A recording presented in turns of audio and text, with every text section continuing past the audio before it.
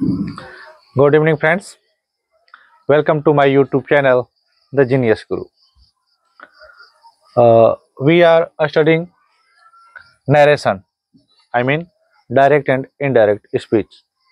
In previous videos, I have taught you assertive sentence, interrogative sentence, imperative sentence, and recently optative sentence. Today, my topic is exclamatory sentence. What topic? Exclamatory sentence. Now let us start. First of all, we have to know what is an exclamatory sentence. Okay. Now, an exclamatory sentence expresses sudden feelings or emotions. I mean to say that कि exclamatory sentence जो होता है, विस्मय सूचक जो वाक्य होता है, वो आकस्मिक भावनाओं को, इमोशंस को जो है एक्सप्रेस करता है, प्रकट करता है। जैसे आश्चर्य हो गया, हैप्पीनेस खुशी हो गया, सैडनेस दुखी हो गया, प्रेज प्रशंसा हो गया, हेटर्ड नफरत हो गया। यानी कि यूं कह लीजिए कि जो एक्सक्लेमेटरी सेंटेंस होता है वह आश्चर्य, खुशी, दुखी, प्रशंसा और घृणा का भाव प्रकट करता है। ओके, ये तो जान गए कि एक्सक्लेमेटरी सेंटेंस किसे कहते हैं। अब हमें यह जानना है कि एक्सक्लेमेटरी सेंटेंस को हम कैसे पहचानेंगे। ठीक है ना। जो एक्सक्लेमेटरी सेंटेंस होता है यह अधिकांश एक्सक्लेमेशन वर्ड से आरंभ होता है, विस्मय सूचक शब्दों से आरंभ होता है, ठीक है ना। और लेकिन जो आश्चर्य वाला वाक्य होता है वह व्हाट एन या हाउ से आरंभ होता है। मैं थोड़ा सा आपको एग्जांपल में बता दूं, ठीक है। आश्चर्य वाले वाक्य को जैसे मैंने कहा,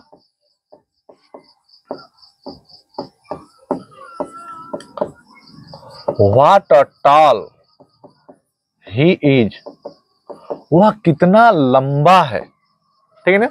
this sentence was surprise, I mean wonder. यह जो वाक्य है वह आश्चर्य दिखा रहा है। मैंने कहा what a tall he is, वह कितना लंबा है, ठीक है, यह आश्चर्य। और देखिएगा व्हाट के बाद जो है यहाँ ए या एन का प्रयोग किया जाता है। यह डिपेंड करता है इसके आगे आने वाला शब्द। अगर यह कॉन्सोनेंट से स्टार्टिंग है तो ए का प्रयोग किया जाएगा, अगर वावेल से स्टार्टिंग है तो एन का प्रयोग किया जाएगा। ओके, हम यहाँ व्हाट ए एन के जगह पर हम यहाँ हाउ का भी प्रयोग कर सकते हैं, लेकिन हाउ के बाद जो है ए एन का प्रयोग नहीं होता है। हम डायरेक्ट बोल सकते हैं इसको हाउ टॉल ही इज, वह कितना लंबा है, आश्चर्य से बोलेंगे, ठीक है। आश्चर्य हो गया। अब थोड़ा बात करते हैं खुशी की। जो खुशी वाला वाक्य शुरुआत होता है, स्टार्ट होता है, वह होता है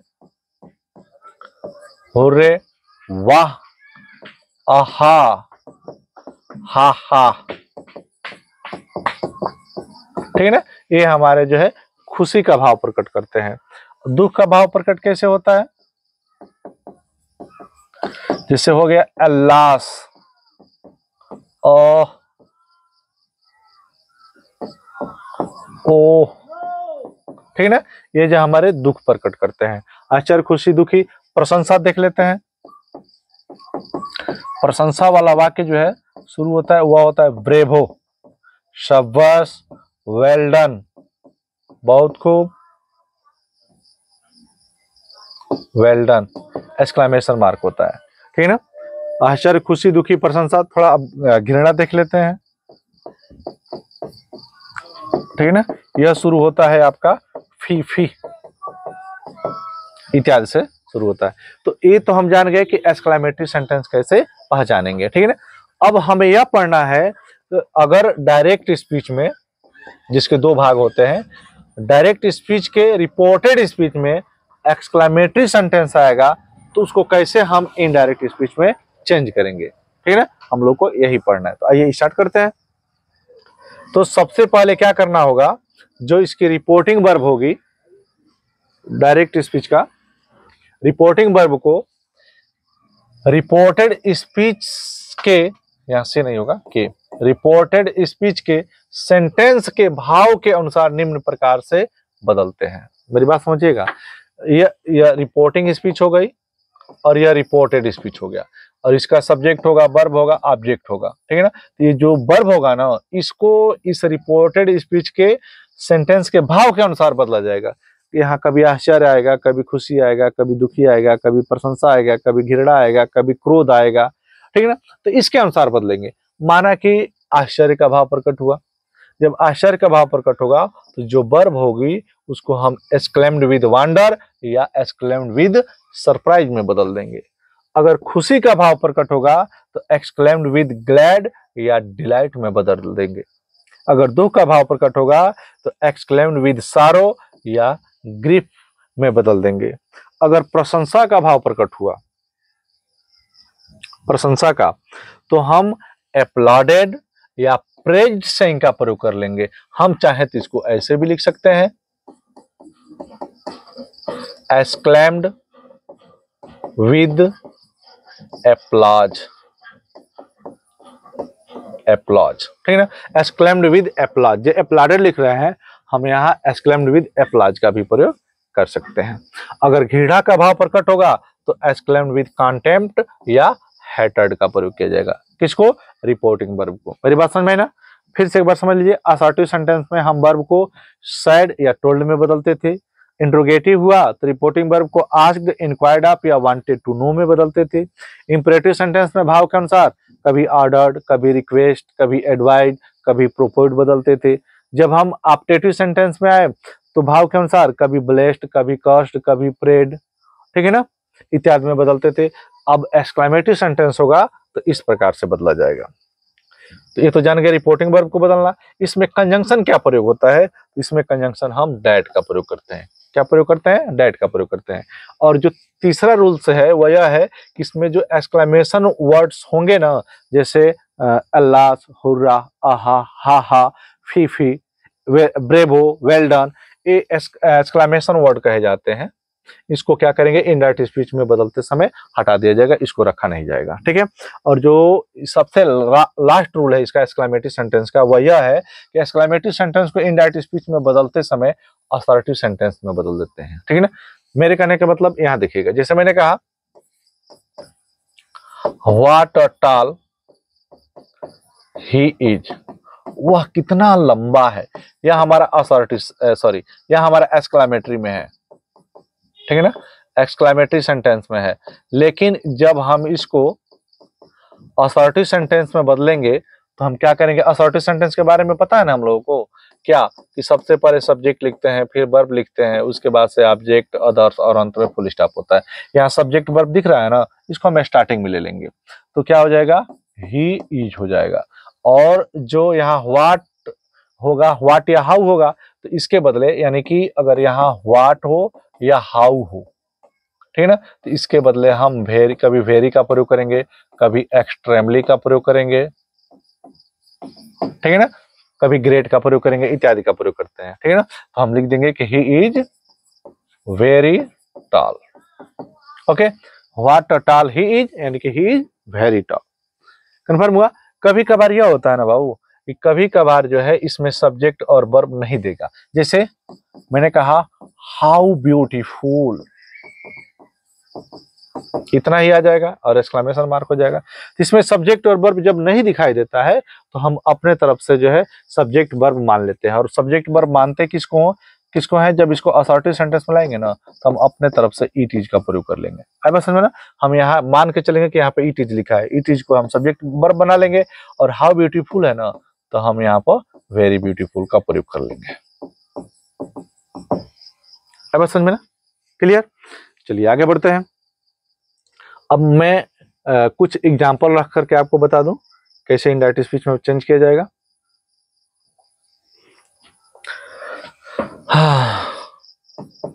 He said to me, उसने मुझसे कहा, how fat your friend is, तुम्हारा दोस्त कितना मोटा है, ठीक है ना। अब देखिएगा, जब इसको हम इनडायरेक्ट स्पीच में चेंज करेंगे ना तो सब्जेक्ट पहले हो जाएगा, रिपोर्टिंग वर्ब को रिपोर्टेड स्पीच के सेंटेंस कौन सा? सेंटेंस एक्सक्लेमेटरी है। भाव देखेंगे तो आश्चर्य क्या है, और आश्चर्य का भाव प्रकट होगा तो इसको हम किस में बदल देंगे? एक्सक्लेम्ड मी विद वंडर, या हम यहाँ पर सरप्राइज का भी प्रयोग कर सकते हैं। उसने मुझसे आश्चर्य से कहा। सिंगल कमा डबल कमा हटाएंगे और कंजंक्शन क्या बताया गया है, तो डैट का प्रयोग कर लेंगे, ठीक है ना। अब यहाँ सब्जेक्ट है और यह वर्ब है, तो इसको यहाँ ले लेंगे, तो क्या हो जाएगा, योर फ्रेंड है ना, तो योर सेकंड पर्सन ऑब्जेक्ट कौन सा, ऑब्जेक्ट मी है, वो पॉजेसिव एडजेक्टिव है, तो मी का पॉजेसिव एडजेक्टिव लिखा जाएगा, तो क्या हो जाएगा, माई हो जाएगा, उसके बाद से फ्रेंड हो जाएगा, ठीक है ना। इज क्या हो जाएगा, वाज हो जाएगा, और हाउ फैट है ना, तो हम यहाँ पर वेरी फैट का प्रयोग कर लेंगे। अब समझ में ना। तो he exclaimed me with wonder, उसने मुझसे आश्चर्य के साथ कहा कि मेरा दोस्त बहुत मोटा है। ये तो आश्चर्य वाला हो गया। अब चलते हैं खुशी वाला। The captain the players said, खिलाड़ियों ने कहा, हुर्रे, वाह, we have won the match, वाह, हम मैच जीत चुके हैं। जब हम इसको इनडायरेक्ट स्पीच में चेंज करेंगे तो रिपोर्टिंग सब्जेक्ट को पहले लिखेंगे, द प्लेयर्स है ना, तो द प्लेयर्स हो जाएगा, और वर्ब को जो है इसके हिसाब से बदला जाएगा। एक्सक्लेमेटरी सेंटेंस है, भाव खुशी का है ना, तो हम बदल लेंगे एक्सक्लेम्ड विद डिलाइट। किसमें बदलेंगे, एक्सक्लेम्ड विद डिलाइट या एक्सक्लेम्ड विद ग्लैड, ठीक ना। खिलाड़ियों ने खुशी के साथ कहा, और कंजंक्शन क्या लगा देंगे, डैट का प्रयोग कर देंगे। सिंगल कमा डबल कमा हटाएंगे, कंजंक्शन डैट का प्रयोग कर देंगे, और हुर्रे शब्द हट जाएगा। वी फर्स्ट पर्सन सब्जेक्ट कौन सा, सब्जेक्ट प्लेयर्स प्लूरल है, तो यहाँ पर हम दे का प्रयोग करेंगे। और हैव प्रेजेंट परफेक्ट में है तो हैड हो जाएगा, और वन द मैच तो वन द मैच हो जाएगा। श्योर, आश्चर्य हो गया, खुशी हो गया। अब एक एग्जांपल देखते हैं, दुख वाला।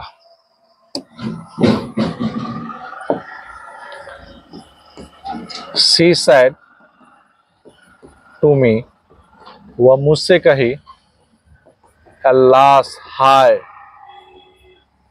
my cow died, वह मुझसे कही, हाय, मेरी गाय मर गई। जब हम इसको इनडायरेक्ट स्पीच में चेंज करेंगे तो रिपोर्टिंग वर्ब का सब्जेक्ट पर लिखेंगे, और रिपोर्टिंग वर्ब को रिपोर्टेड स्पीच के सेंटेंस के अनुसार बदलेंगे।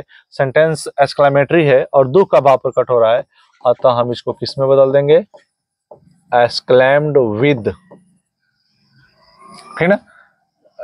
ऑब्जेक्ट को पढ़ेंगे, सी एक्सक्लेम्ड मी विद सारो, वह मुझसे दुख के साथ कही कि, कंजंक्शन डेट हो जाएगा, और अला शब्द हो जाएगा, हट जाएगा, तो माई फर्स्ट पर्सन सब्जेक्ट के अनुसार, सब्जेक्ट है सी, या पॉजेसिव एडजेक्टिव है तो सी का पॉजेसिव एडजेक्टिव लिखेंगे, तो क्या हो जाएगा, हर हो जाएगा, उसके बाद से काउ हो जाएगा, या पास्ट निफिट में है तो पास्ट निफिट का हम पास्ट परफेक्ट में बदल देंगे, और डाइड का थर्ड फॉर्म डाइड ही हो जाएगा। ओके, हम चाहें तो पास्ट निफिट को पास्ट निफिट में भी रहने दे सकते हैं। तो आश्चर्य हो गया, खुशी हो गया, दुखी हो गया। अब प्रशंसा के बारे में देखते हैं। The captain said to Ramesh, captain ने रमेश से कहा, ब्रेवो, शाबाश, यू हैव प्लेड वेल, शाबाश, तुमने अच्छा खेला है। जब हम इसको इनडायरेक्ट स्पीच में चेंज करेंगे बाबू, तो सब्जेक्ट हमारा द कैप्टन है ना, द कैप्टन हो जाएगा, और कौन सा भाव प्रकट हो रहा है, प्रशंसा का, ठीक है ना। जो प्रशंसा का भाव प्रकट हो रहा है तो हम केवल अपलॉडेड भी लिख सकते हैं, ठीक है ना। अगर हम अपलॉडेड लिखना नहीं चाहते हैं, एक्सक्लेम लिखना चाहते हैं, तो हम ऐसे लिख सकते हैं, एक्सक्लेम्ड रमेश विद एप्लॉज, ठीक है ना। हम ऐसे लिख सकते हैं, और कंजंक्शन क्या लगा लेंगे, डैट का प्रयोग कर लेंगे, सिंगल कॉमा डबल कॉमा हटाकर कंजंक्शन डैट लगा लेंगे, ब्रेवो शब्द एक्सक्लेमेशन वर्ड है हटा लेंगे, यू फर्स्ट पर्सन सब्जेक्ट कौन सा, सब्जेक्ट कैप्टन है, सॉरी सेकंड पर्सन ऑब्जेक्ट कौन सा, ऑब्जेक्ट है क्या, रमेश है ना, तो हम यहाँ पर उसके अनुसार ही का प्रयोग कर लेंगे, पास्ट परफेक्ट में हो जाएगा, हैड हो जाएगा, उसके बाद से प्लेड वेल हो जाएगा।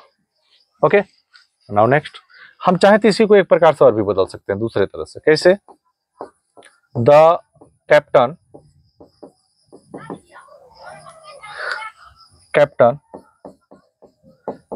Praised Ramesh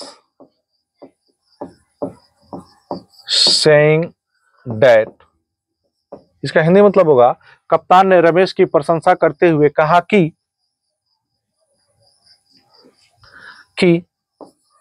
he had played well, कि उसने अच्छा खेला है ना। आश्चर्य हो गया, खुशी हो गया, दुखी हो गया, प्रशंसा हो गया। अब थोड़ा हम घृणा पर चलते हैं।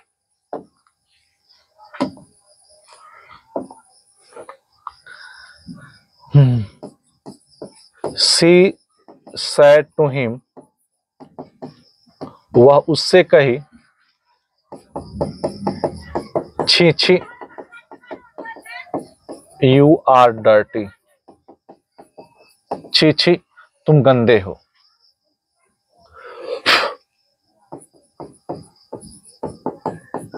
छी छी तुम गंदे हो। जब हम इसको इनडायरेक्ट स्पीच में बदलेंगे तो सी हो जाएगा, और घृणा का भाव प्रकट है तो एक्सक्लेम्ड हिम विद कॉन्टेम्प्ट, वह उससे घृणा के साथ कही कि, सिंगल कॉमा डबल कॉमा का कंजंक्शन डायरेक्ट लगा लेंगे की, और इसको हटा लेंगे, यू सेकंड पर्सन ऑब्जेक्ट अनुसार हिम है, और जिस नॉमिनेटिव केस है तो हिम का नॉमिनेटिव केस ही हो जाएगा, और ईजेमार है तो वाजवार हो जाएगा, और उसके बाद से क्या हो जाएगा, डर्टी हो जाएगा। ओके, तो ये रहा हमारा एक्सक्लेमेटरी सेंटेंस। मैंने इसमें आपको आश्चर्य, खुशी, दुखी, प्रशंसा और घृणा सारे भाव जो है इस पर आपको दिखा दिया। अभी हालांकि सेंटेंस के हिसाब से तो समाप्त हो गया, लेकिन कुछ इंपॉर्टेंट रूल्स हैं जो इन पांचों सेंटेंस में प्रयोग किए जाते हैं। इसके बिना जो है वो समझिए अधूरा है। अब समझ में ना, तो यह इसके लिए जो है एक मैं अलग ही वीडियो बनाऊंगा जो कल अपलोड किया जाएगा। और आज हमारा असर्टिव, इंट्रोगेटिव, इंपरेटिव, एप्टिटिव और एक्सक्लेमेटरी सेंटेंस कंप्लीट हुआ। एक वीडियो और बना देने पर यह पूरा नरेशन हमारा समाप्त हो जाएगा, श्योर है ना। और यह केवल मैंने जो है किसी हाई स्कूल, इंटर या अन्य किसी लेवल पर मैंने नहीं बनाया है। मैंने कोशिश किया है बेसिक से लेकर के एडवांस तक सारे चीजों को बताने की। और इसके बाद से जो ये सम इम्पोर्टेंट रूल्स है, इसको बताने के बाद मैं आपको एक्सरसाइज रख करके जो है सॉल्व करूंगा और आपके साथ सॉल्व कराऊंगा भी, ठीक है। तो अगर वीडियो अच्छा लगे तो लाइक, शेयर और कमेंट जरूर करते रहिए ताकि हमारा हौसला बढ़ता रहे, ठीक है। तो मिलते हैं अगले वीडियो में, तब तक के लिए गुड बाय।